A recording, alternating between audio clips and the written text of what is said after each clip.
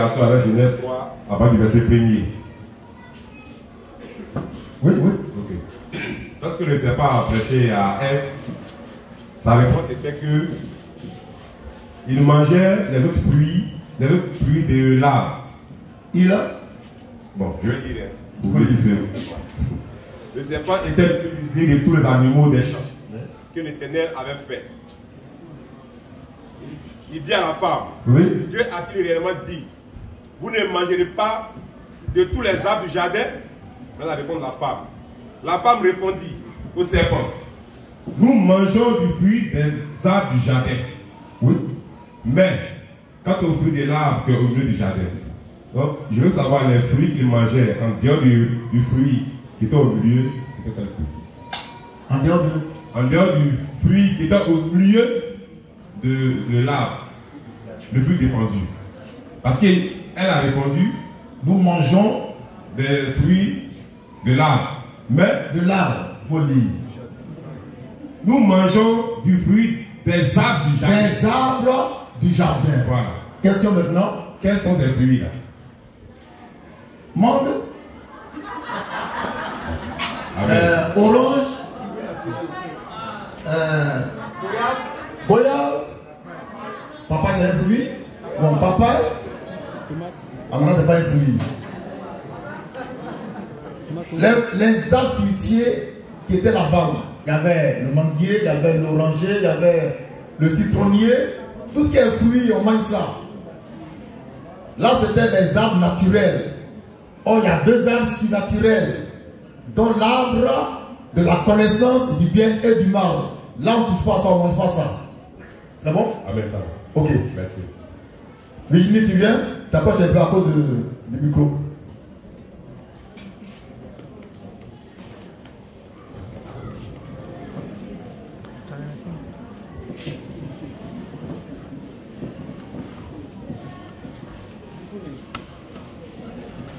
Voilà.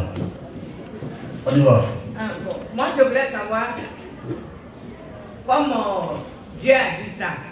Pourtant, c'est le même Dieu qui a dit à Abraham que sa descendance, ça serait comme le sable. Oui, le résultat du ciel. Voilà. Et toi? Mais j'ai dit, comme Dieu dit, il ne faut pas, ils vont faire ça là. Mais comment le monde a être beaucoup. Comment ils allaient multiplier Voilà. pour remplir la terre? Très bien.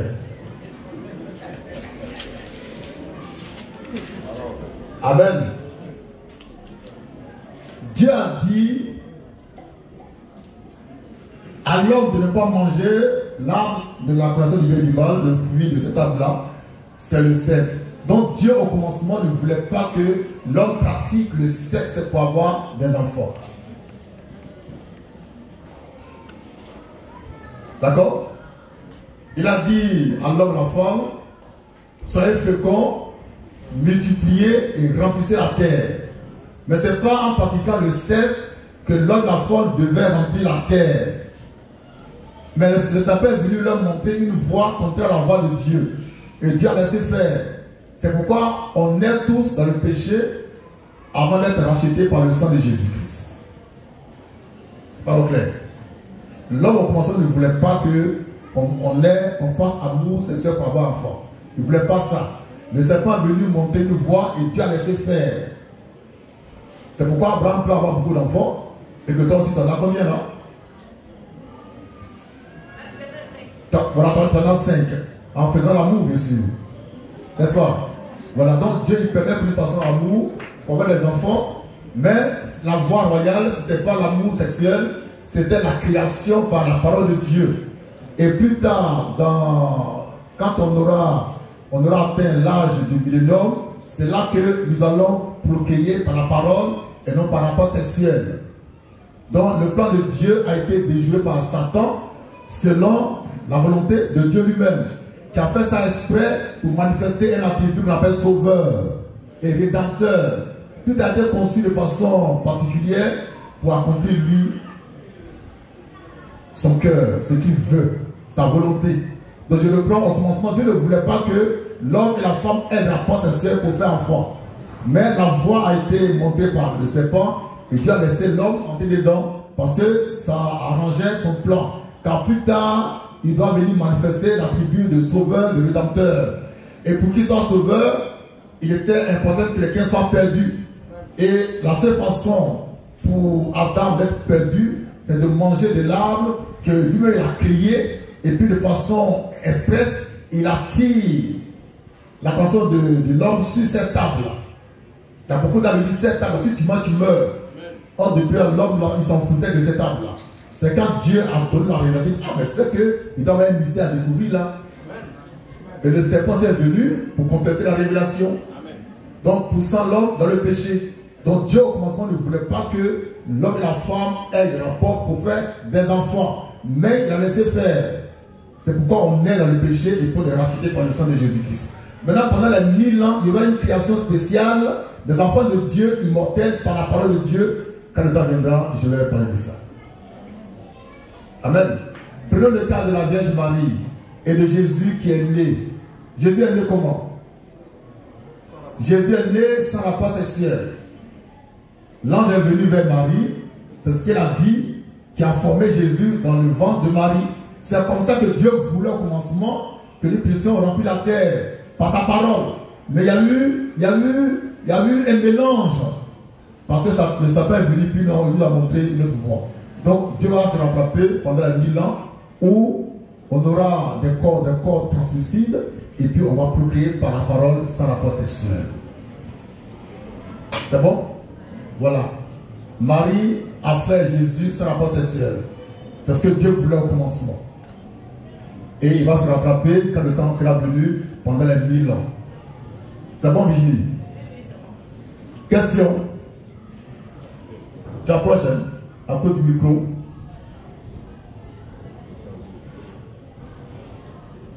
Donc, on met procréation par la parole, volonté parfaite de Dieu.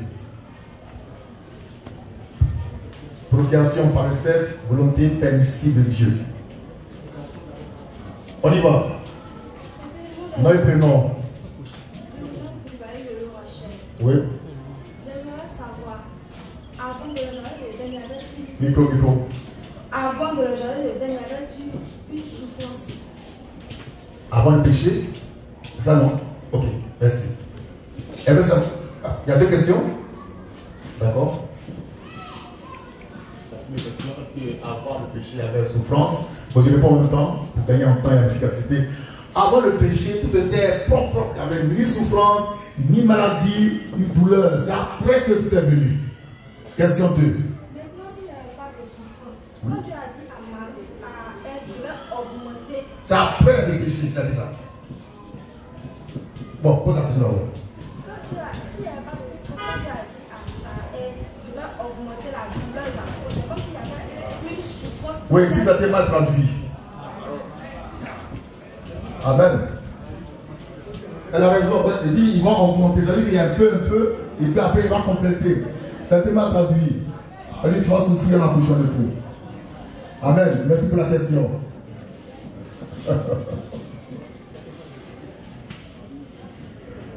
Question. Oui, allons-y.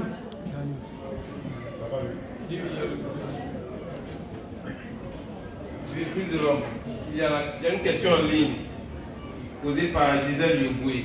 Papa, ceux qui prospèrent ont-ils des grands-parents différents qu'Adam et Ève? Ceux qui prospèrent Sur cette terre. sur la terre, ceux qui prospèrent ont-ils des parents différents? Ceux qui prospèrent, c'est qui? C'est qui prospère? Je veux un exemple de quelqu'un qui prospère pour bien comprendre la question.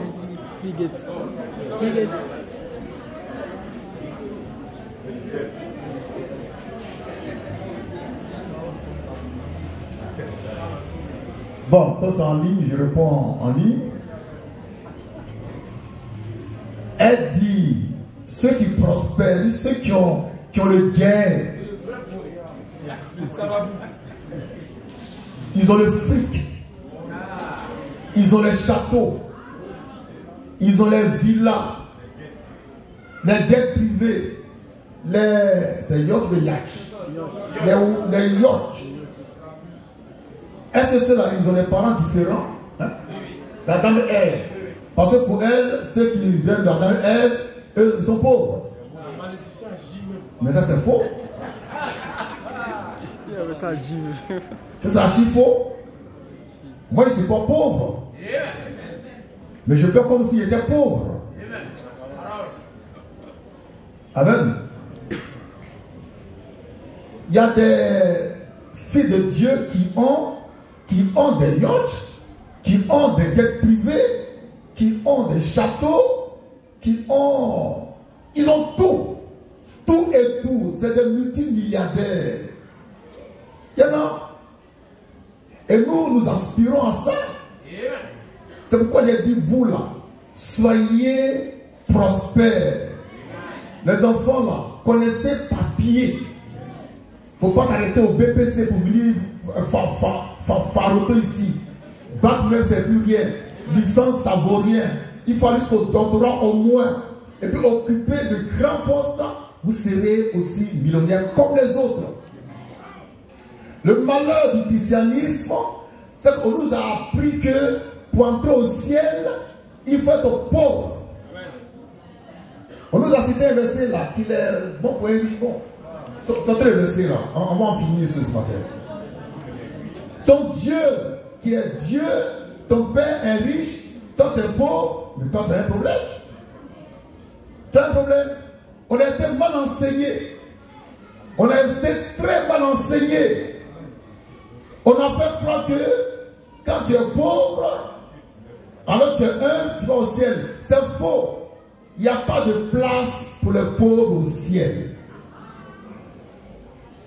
Je reprends. Il n'y a pas de place pour les pauvres au ciel. Il y a un verset qu'on a utilisé pour nous embrouiller, que Jésus a dit que... oui, ils sont des chameaux là, il faut dire ça. Matthieu combien? Matthieu 19, verset 24. Matthieu 19, verset 24. Jésus dit... Je vous le dis encore. Oui. Il est plus facile à un chameau. Il est plus facile à un chameau de passer par le trou. De passer par le trou d'une aiguille. D'une aiguille. Qu'à un riche. Qu'à un riche. D'entrer dans le royaume de Dieu. D'entrer dans le royaume de Dieu. Ils ont dit, hé, tu as vu non? Chameau ne peut pas passer par le trou d'une aiguille. Il est plus facile. Non, le chameau peut passer par le trou d'une aiguille. Voilà. Mais quand tu es riche, tu vas passer par des trous. Et qu'il est le trou d'une aiguille. Et on a pensé que c'est l'aiguille avec laquelle on coule les habits. C'est pas ça.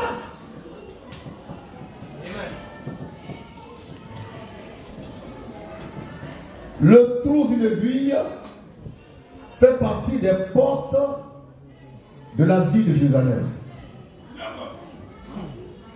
Il y a la porte des brebis, la porte des moutons, il y a une porte qu'on appelle trou d'une aiguille. Non, ce n'est pas aiguille pour coudre la vie de quelqu'un.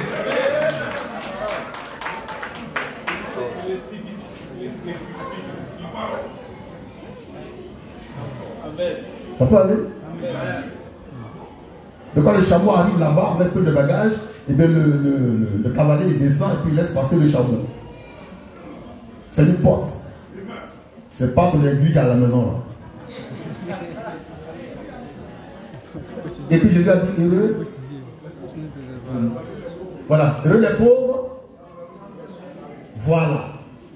Les pauvres, c'est qui? C'est qui n'a pas l'argent de quoi? C'est le pauvre en esprit qui est heureux parce qu'il va rentrer au ciel. Mais ce n'est pas le pauvre qui n'a ni argent ni or. Lui, c'est un bâtard.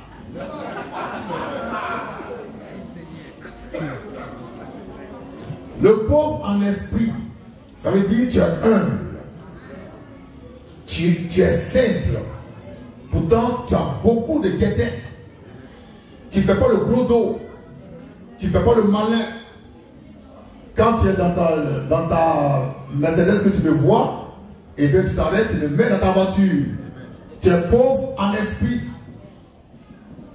Mais quand tu n'es pas pauvre en esprit, et que tu vois ton frère à côté d'une flaque d'eau, tu accélères, tu le cabousses, puis tu t'en vas. On t'attend ici.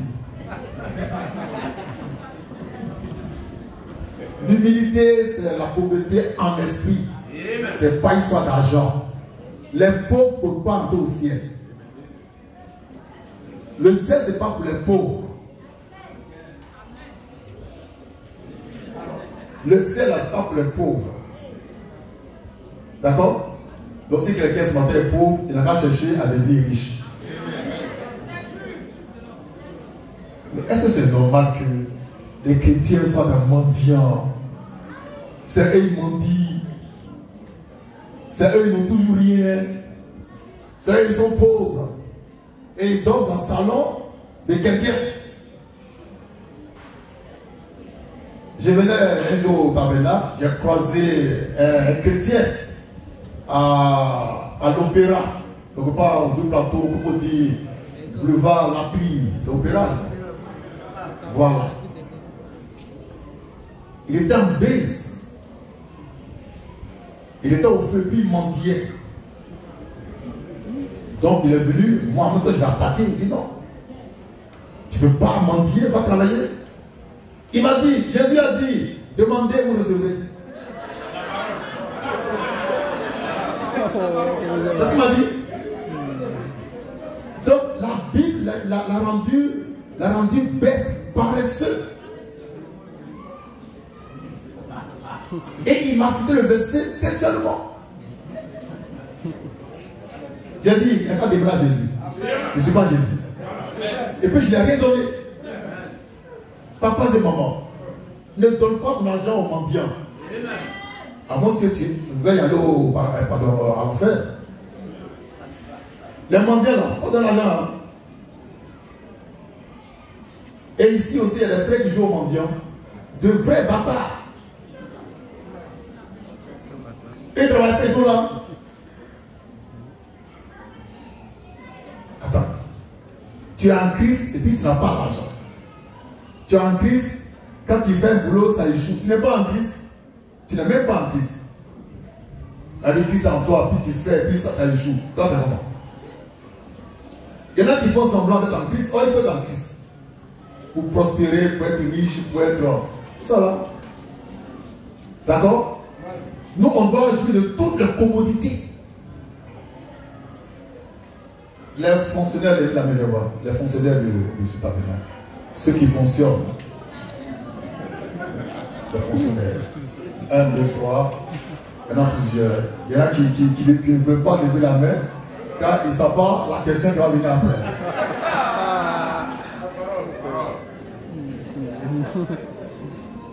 Ton paradis commence dans ta maison. Ton paradis là, ça commence dans ta maison. À partir d'aujourd'hui.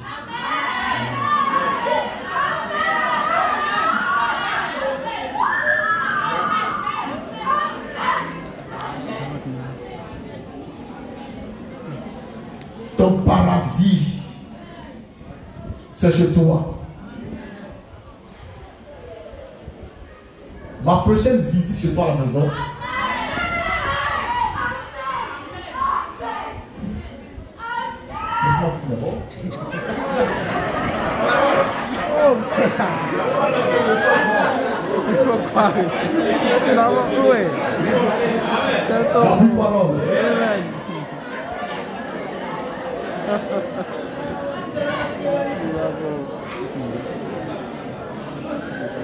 car dans peu de temps, je viendrai te rendre visite.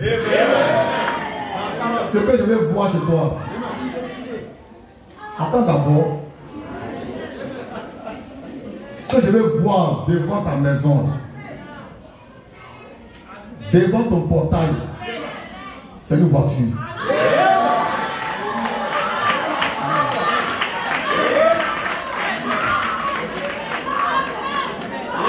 Et tu peux avoir une voiture.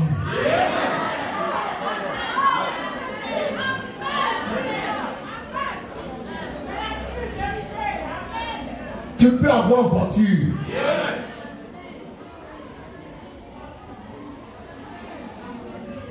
Maintenant, dans ton salon, je ne vais pas voir de fauteuil déchiré.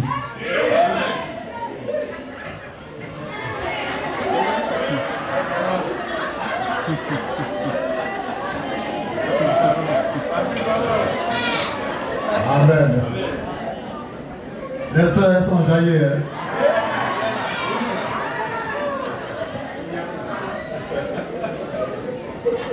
Dans ta maison, plus de ventilateurs. Mettez climatiseur là-bas. Mettez climatiseur dans vos maisons. Dormez bien.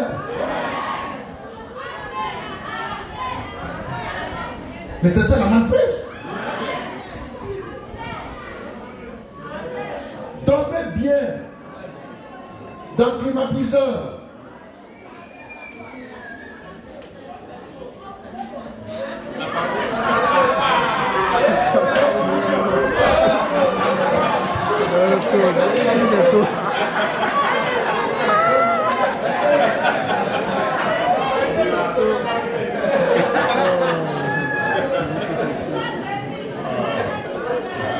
Amen.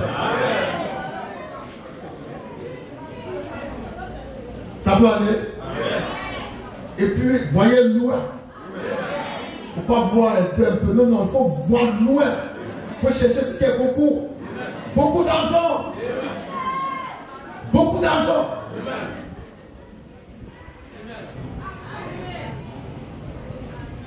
C'est ça la manne fraîche. Haïssez la pauvreté. Haïssez la pauvreté. Les liens n'en veulent pas de ça. Amen. On ne veut pas de miettes. On veut le vrai pain. Maintenant, ce n'est pas fini. Que chacun ait sa propre maison. Quittez chez les gens pour entrer chez vous. Même si c'est entrer coucher, c'est chez toi. C'est pour toi. Tu me comprends? C'est les hommes. Faites vos maisons. Que chacun achète un lot pour construire sa propre maison. La maison familiale. Pour quitter chez les mamettants là, on loue maison pour entrer chez nous. Mais c'est ça qui fait ta grandeur, ta fierté, ta gloire. Tu n'as même pas de maison quand on parle, tu parles.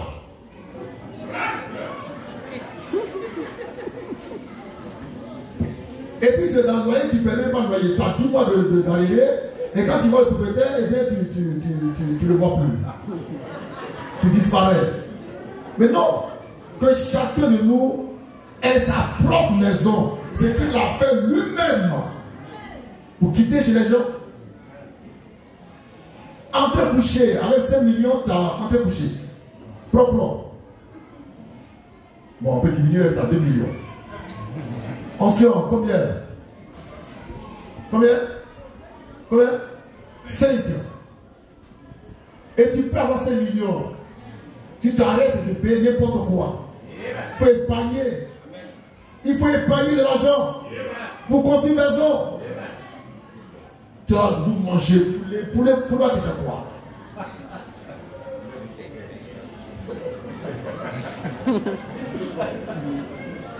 Que chacun ait sa propre maison.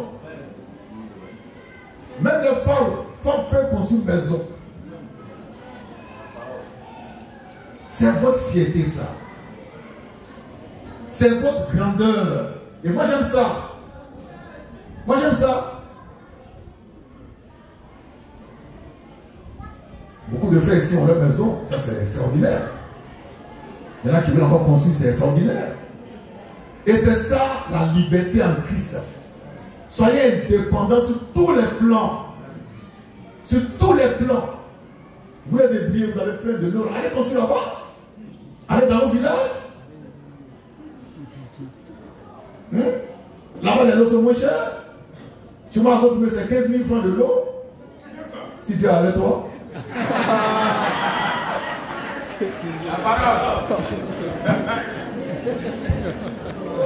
Amen. Donc nous on descend d'Adam, mais nous sommes très riches, on est prospères.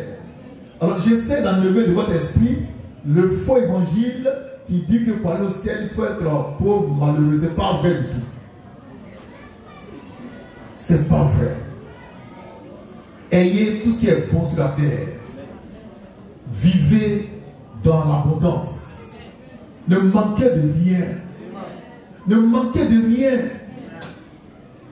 Ne manquez de rien. C'est ça, la manne fraîche. Faut pas mendier. Faut pas demander. Dieu t'a tout donné. Dieu t'a tout donné. Jésus est venu en tant que pauvre pour que toi tu sois riche. Donc tu ne peux pas rester dans la pauvreté et puis dire, ah, moi je vais au ciel. Tu ne connais même pas le chemin du ciel. Je suis le chemin du ciel. Et je te montre le chemin. Mais attends. Tu n'as pas l'argent, comment tu fais? Celui qui n'a pas d'argent n'est pas en sécurité. Si on t'appelle à 1h du matin pour dire, ah, ton papa est malade, on le transfère à l'hôpital de, je sais pas, aux urgences. Tu n'as pas d'argent, tu fais comment? Tu trembles. Et puis tu as honte. Et puis tu as peur d'aller là-bas. Pourquoi tu n'as pas l'argent? Pourtant tu as la parole, hein, c'est ça. Tu as les versets bibliques. Mais les versets ne vont rien faire. C'est l'argent qui part à l'hôpital. Ce n'est pas les versets bibliques. On t'appelle une fois, 2 fois, on dit, votre auditeur, votre correspondant est injoignable. Tu as été comptable.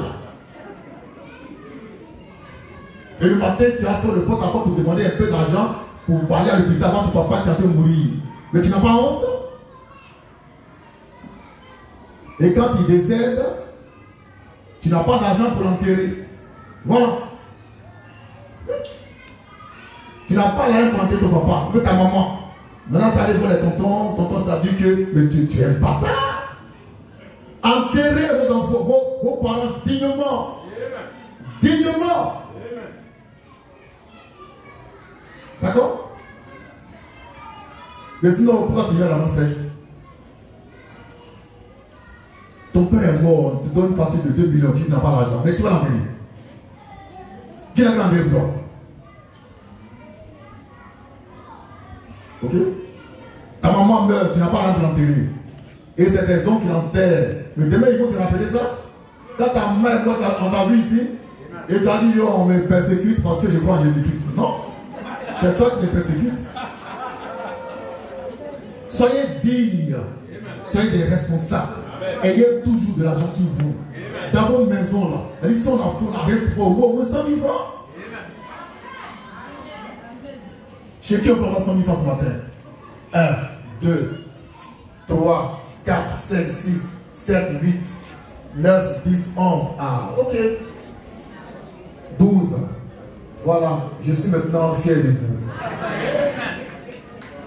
Il faut de l'argent, frère. Il faut de l'argent. D'accord? L'argent ne peut pas t'empêcher d'aller au ciel. Ne peut pas aussi t'ouvrir la porte de l'enfer, non. Il faut de l'argent, beaucoup d'argent. Donc je réponds à Gisèle, à notre auditrice, à notre internaute, que nous, on descend de la date et plus on est chez Prosper. Parce qu'on a tellement enseigné. Et puis, on t'attend.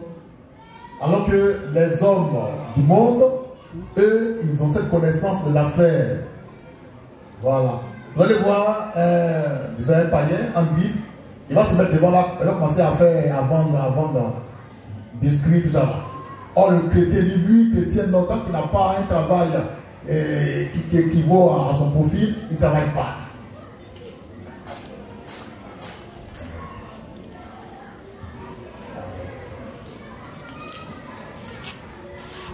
Amen. Je termine par une petite histoire que j'ai écoutée sur Facebook. Il y a un monsieur qui allait chercher travail dans une grosse boîte. Il est reçu par le PDG lui-même. Il lui demande, vous avez une boîte email? Il dit non, il n'a pas de boîte email. Ah, ici on envoie les dossiers par boîte email. Et puis après, si c'est bon, on vous appelle. Vous n'avez pas de boîte email, allez, dégagez. Donc il sort du bureau et puis il voit que dans le périmètre, il n'y a personne qui vend cigarettes, bonbons, tout ça. Il dit, mais si il peut avoir un petit coin ici pour mettre un tablier, il dit non, tu peux faire. Donc il a mis son tablier, il a commencé à vendre cigarettes, bonbons, et puis tous ceux qui rentraient pour travailler, c'est là qu'il s'arrête pour prendre des choses. Après il a augmenté un peu. C'est du pain, il vend jusqu'à... Il est devenu même là, PDG. Et puis il a consommé un grand domaine. Et puis un jeune étudiant qui sortait fraîchement de la fac avec une maîtrise non maîtrisable. Il va chercher travail chez le gars, le vendeur de cigarettes. Et le monsieur le reçoit. Il dit bon, je sors de la fac, j'ai une maîtrise. Le monsieur dit d'accord. Donc envoyez vos dossiers et puis on va voir. Il demande au PDG, vous avez une boîte email pour que je puisse vous envoyer mes dossiers par email. Il dit, s'il y avait une boîte email là, ce n'est pas l'ordre. Donc voilà un idiot, il veut boîte email. Voilà, il n'a pas envoyé de dossier, il veut envoyer par boîte email. Parce qu'il a maîtrise de quelque chose. L'argent est dehors. L'argent est dehors. Tous ceux qui sont intelligents, ils n'ont même pas besoin d'être instituteurs, l'argent est dehors. Mais les chrétiens veulent parler au dehors. Non, il faut qu'ils soient derrière un bureau. Quel bureau? Ton bureau est climatisé, c'est ça, non? Et puis le soir, tu dors dans la chaleur. C'est pourquoi tu es toujours diabétique. Matin, tu es au frayon, le soir, tu es dans la chaleur. C'est quoi cette vie-là? Moi, je préfère que ce soit l'inverse. Le matin, je suis dans la chaleur.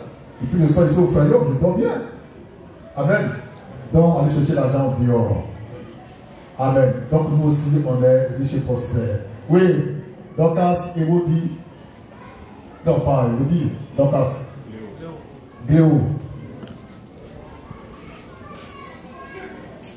Je peux même demander, quand Dieu disait à l'homme, tu peux manger tous les arbres du jardin sauf l'arbre défendu. Bon, est-ce qu'il a montré le fruit?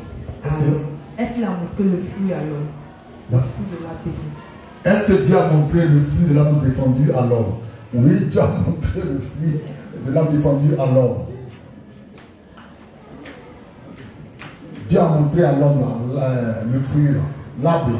Ce qui est important, c'est son fruit. Donc Dieu a montré à l'homme le fruit défendu. Amen. Voilà. Et le fruit défendu, je l'ai déjà dit, c'est le sexe féminin. Oui. Il y a une question d'un internaute. Dave Pro. Pourquoi Dieu a créé l'arbre? Pourtant c'est mauvais pour l'homme. C'est pas mauvais pour l'homme. L'arbre que Dieu a créé est bon. C'est bon pour l'homme. L'homme doit tomber dans le péché. Et ça, c'est une bonne chose. Pour que Dieu vienne le sauver après. C'est aussi une bonne chose. C'est un plan de rédemption qui a été conçu. Où il faut un pécheur et un sauveur. Donc Dieu, dans son plan, dit, bon, l'homme, je l'ai créé, il est bon, il n'y a pas de péché en lui. Donc je vais trouver le moyen de le faire tomber dans le péché pour que je vienne après le racheter. Alors Dieu a aussi créé un arbre qui va faire tomber l'homme dans le péché. Donc l'arbre là, c'est une bonne chose. J'ai répondu. Hein?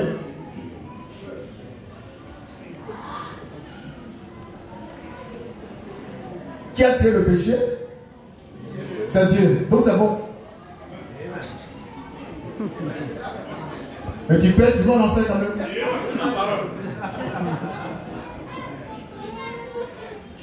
Dieu est le créateur du bien et du mal.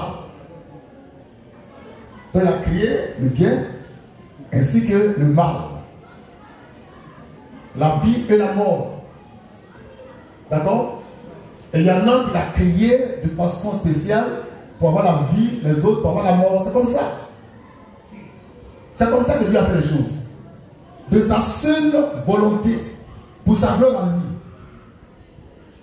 Et puis Dieu ne rend pas compte aux hommes. Il ne rend pas compte à quelqu'un. Vous suivez, non? Dieu a créé des gens qui vont aller en enfer. Même si c'est les plus saints, ils vont en enfer quand même. Tu peux ne pas t'habiter, tu peux ne pas... Mais Dieu, tu vas en enfer, tu vas en enfer. Mais quand le temps viendra, il fera tout pour que tu sois ajouté. Et là aussi, il en a le pouvoir.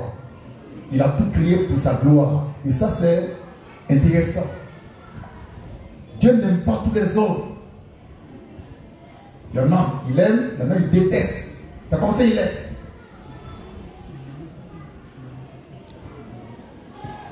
Proverbe 16, verset 4. Question?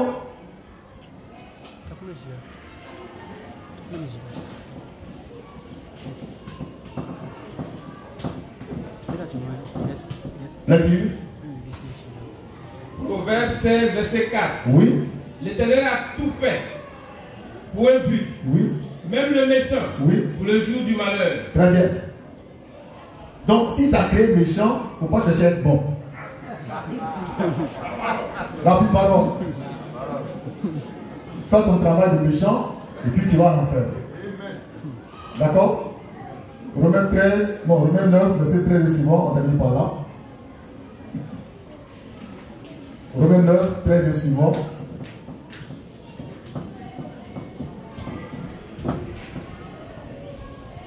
Oui. Romains 9, verset 13 et suivant. J'ai aimé Jacob et je hais Esaü. Je prends. Oui. Verset 10. Voilà. Donc on ratifie Romains 9, 10 et suivant. Oui. Et de plus, Oui. il en fut ainsi de Rebecca, Oui. qui conçut du seul Isaac, notre père. Oui. Car, Oui. quoique les enfants Oui. ne fussent pas encore nés, Oui. et qu'ils n'eussent fait Oui. ni bien, Oui. ni mal, Oui. afin que le dessein d'élection Oui. de Dieu Oui. subsistât, Oui. sans dépendre des œuvres, Oui. et par la seule volonté Oui. de celui qui appelle. Oui.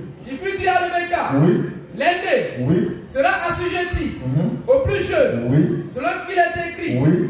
J'ai aimé Jacob J'ai aimé Jacob, et j'ai haï Esaü. haï Esaü. Oui. Que dirons-nous donc? Oui. Y a-t-il en Dieu de l'injustice? Mhm. Loin de là. Oui. Car Oui. il dit à Moïse, Oui. je ferai miséricorde Oui. à qui je fais miséricorde, Oui. et j'aurai compassion Oui. de qui j'ai compassion. Oui. Ainsi donc, Oui. cela ne dépend Oui. ni de celui qui veut, Oui. ni de celui qui court, Oui. mais de Dieu qui fait miséricorde. Mais le Dieu qui fait miséricorde. À la maison pour tout lire, le Dieu il a tout fait comme ça, dès le commencement. D'accord? S'il n'y a plus de questions, c'est bon ici? Les internautes?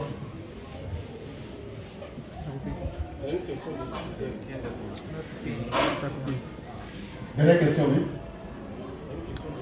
Une question de Gisèle Yoboué. J'aimerais aussi savoir si Adam et Ève et les habitants du jardin avaient-ils connaissance de la mort.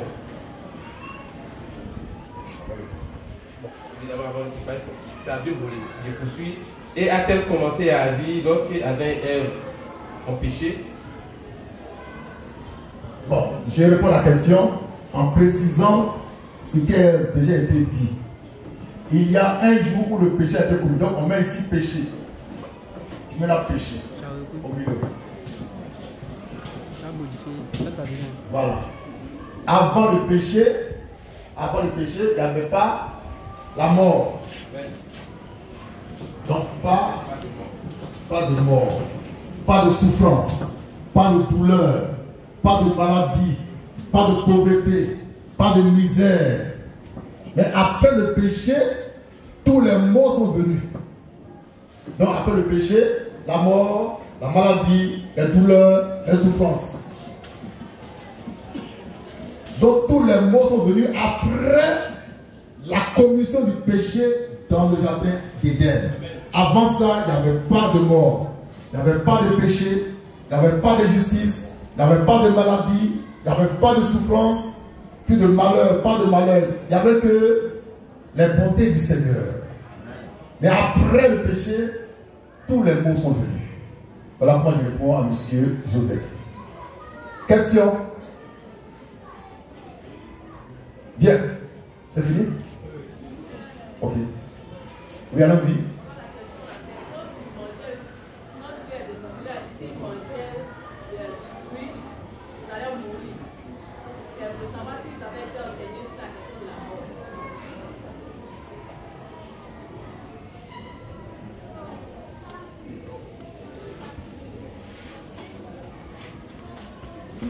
Si l'on avait été enseigné sur la question de la mort. Oui, ils n'avaient pas encore péché.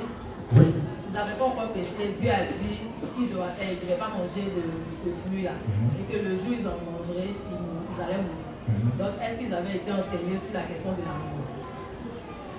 Si Adam et Ève connaissaient ce que c'était que la mort. C'est vrai que la mort est venue quand ils ont péché. Ça, c'est quand ils ont péché que la mort a commencé à agir. C'est comme ça que je comprends.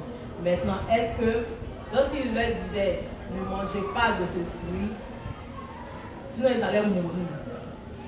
Alors, c'est vrai qu'il n'était pas là, mais je ne sais pas s'ils ont posé question de savoir si la mort là c'était quoi. Ah, c'est pas la question.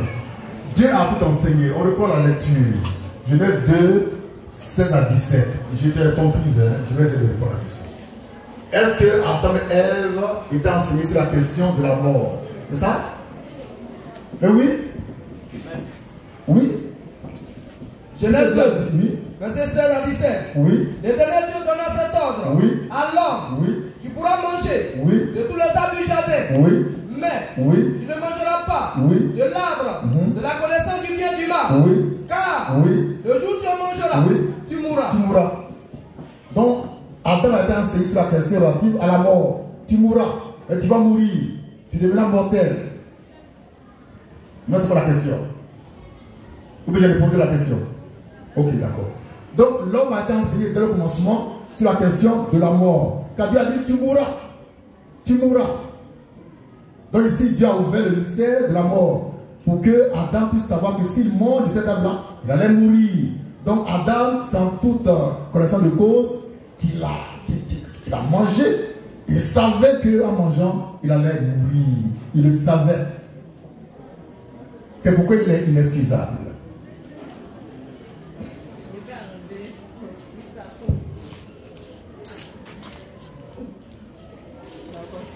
Merci.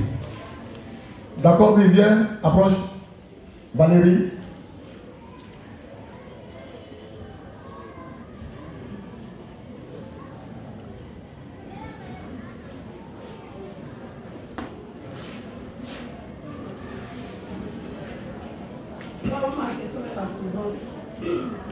D'abord, je voulais savoir pourquoi on dit le péché adamique. Ok, péché adamique. Péché adamique. C'est quoi le péché adamique? Deuxièmement. Tu vois un peu d'information. Deuxièmement, oui. Parce que Adam et Ève étaient dans le jardin de Dieu. Oui. Adam était dans son coin. Oui. C'est la dame qui est venue le séduire. Oui. Donc maintenant, pourquoi c'est Adam? Adam était dans son coin. C'est elle qui avait commis ce péché-là, venir donner le fruit à Adam. Lui, il ne savait rien. Il était dans le jardin, il ne savait rien. Il ne connaissait pas l'arbre du fruit défendu. C'est la femme qui est venue avec son fruit, lui dit, ah, voilà ça, il faut manger. Donc, quelque part, moi je peux dire que Adam, est-ce qu'il est l'auteur du péché? Merci. Bon, on est là. Est-ce qu'Adam est vraiment coupable du péché dont on a pris ce matin? Depuis 14h30. Amen. Première question, première réponse. Le péché adamique. Dans le mot adamique, il y a le mot Adam. Ou Adam. Tu écris Adam. Adam. Voilà, adamique devient un adjectif qui qualifie péché. Donc péché adamique, c'est-à-dire le péché commis par Adam. C'est bon? Maintenant, elle dit, puisque Adam était dans son coin, la femme s'est laissée séduire par le serpent. Ils ont mangé le fruit, maintenant elle vient donner à Adam. Et que pour elle, Adam n'est pas coupable, parce qu'il était dans son coin. Mais il n'était pas dans son coin. Mais est-ce qu'Adam ne pouvait pas dire non? C'est un homme là. C'est à qui Dieu a donné l'ordre de ne pas manger le fruit. C'est même pas elle, c'est Adam. Maintenant la femme vient de dire non. Je ne mange pas parce que Dieu m'a dit de ne pas manger. Donc lui il a mangé parce qu'il voulait manger. Donc il est aussi coupable que sa femme. Oui, il avait le vrai coupable. C'est l'homme du foyer, le maître du jardin, le maître du game.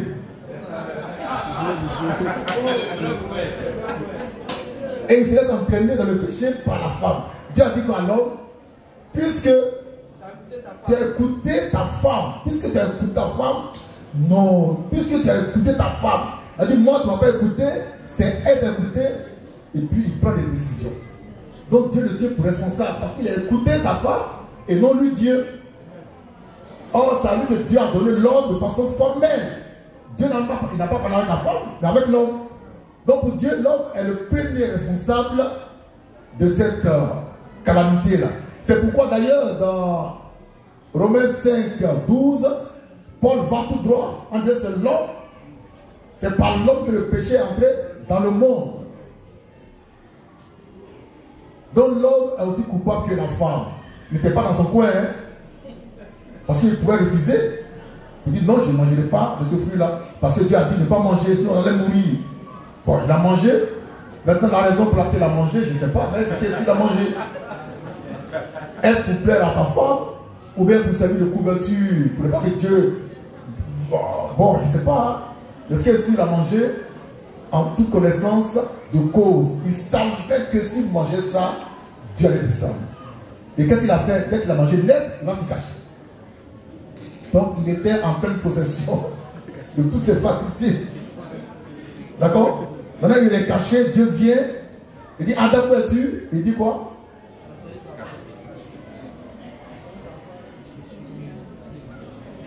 Alors ils entendirent la voix de l'Éternel Dieu, oui, qui parcourait le jardin, oui, vers le soir, oui, et l'homme et la femme, oui, se cachèrent, oui, loin de la face de l'Éternel Dieu, oui, au milieu des arbres du jardin. Oui.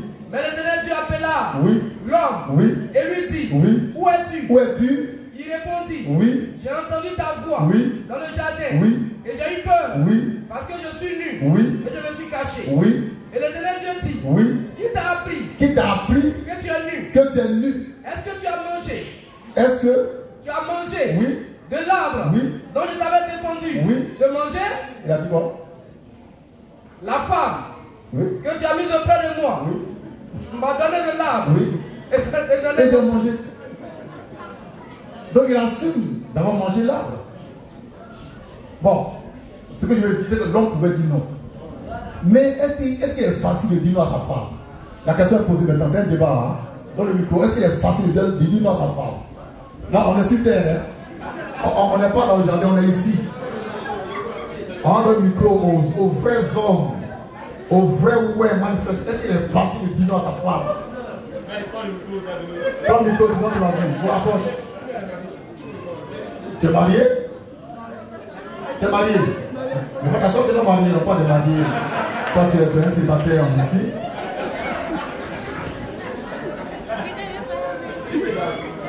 Dans le micro à Philippe.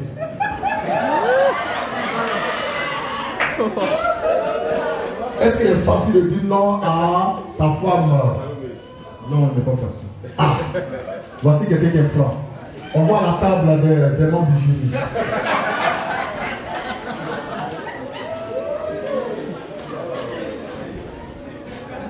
Est-ce qu'il est facile de lancer un lycée?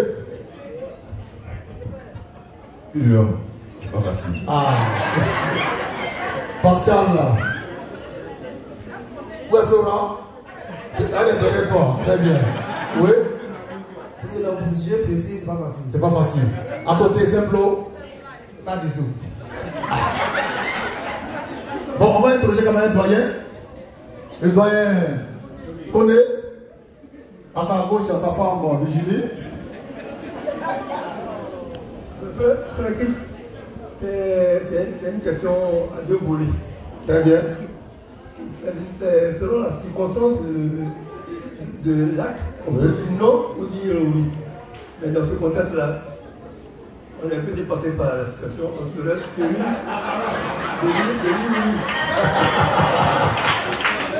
Merci.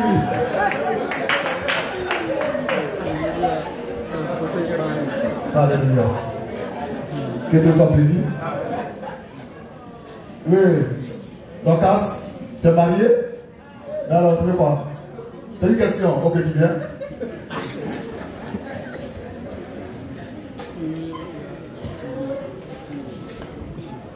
Pépé, oui. Dieu a dit que si Adam mange le fruit de l'arbre défendu, il mourra. Mais quand il a mangé, pourquoi il n'est pas mort sous le champ? Voilà. Dieu a dit à Adam, s'il mange le fruit défendu, il mourra. Pourtant, il a mangé, il n'est pas mort sur le champ. En fait, Dieu voulait dire, tu deviendras un mortel. Tu as devenu mortel. C'est ce qu'il voulait dire. C'est pourquoi il n'est pas tombé, il est mort sur le champ. Mais il est devenu un mortel. Et Adam a vécu 930 ans avant de mourir. C'est bon? Question?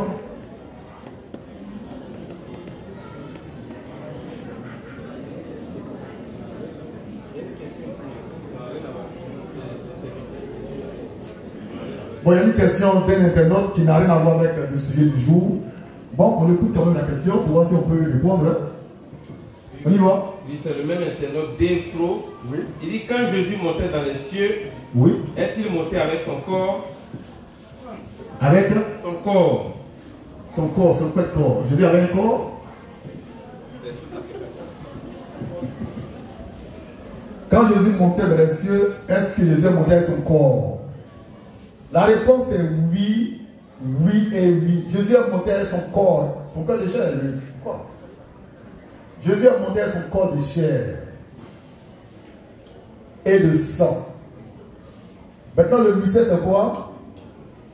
C'est qu'il s'est dépouillé de son corps, crucifié et ressuscité, pour entrer dans son corps céleste, son corps immortel, son corps glorieux.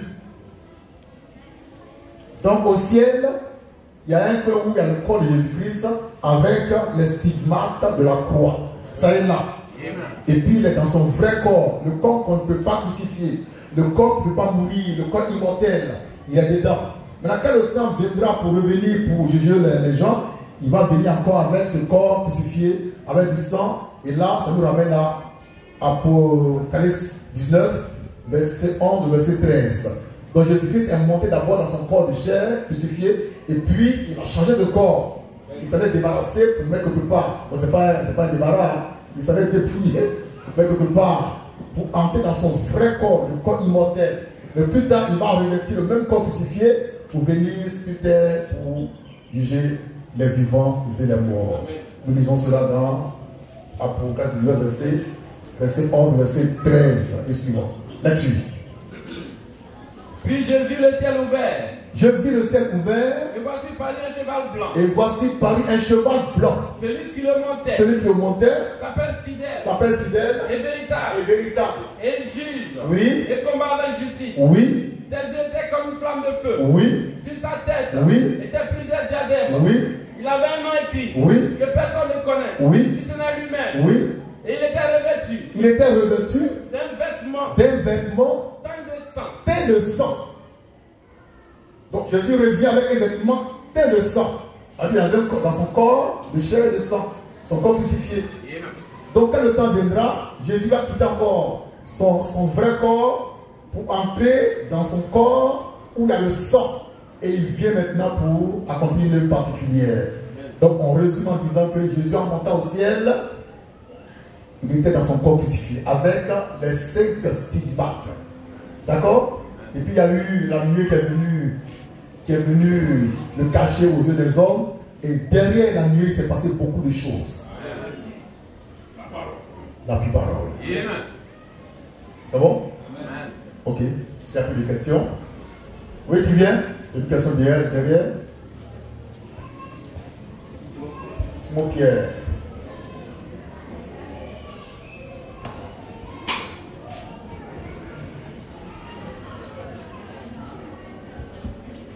Bon, j'aimerais savoir comment le serpent a eu l'information selon laquelle Adam et Ève ne devaient pas manger le fruit de l'arbre. Comment le serpent a eu l'information oui. Que Adam et Ève ne devaient pas manger de l'arbre. Que quand il est arrivé vers Adam, il lui a demandé, Dieu a-t-il réellement dit de ne pas manger le fruit? Comment il a eu l'information en fait? Comment il a su ça? Comment le serpent a su que Dieu ne voulait pas que Adam mange de l'arbre défendu? Comment il a su ça? Il ne veut pas dire aussi. Je vais expliquer. Hein. Voilà un tireur de cuite. Et que ce matin, il nous emmène dit. Tu étais où? Tu étais où? Dimanche, tu travailles. Parfois. Mais ça fait un mois d'avant ici. Ça fait 3 dimanches. Le travail, c'est dimanche. Donc tu vas 3 dimanches où tu vas pas travailler. Le micro. Pas forcément. Donc tu es là. Oui. Et tu poses question.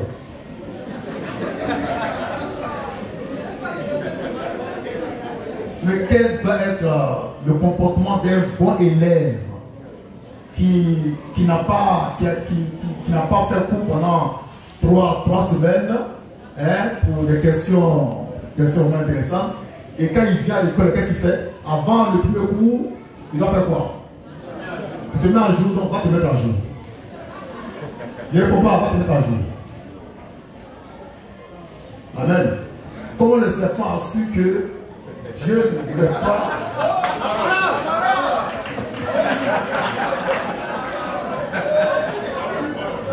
pas qu'Adam mange de l'arbre défendu? Le serpent, son maître, c'est Satan.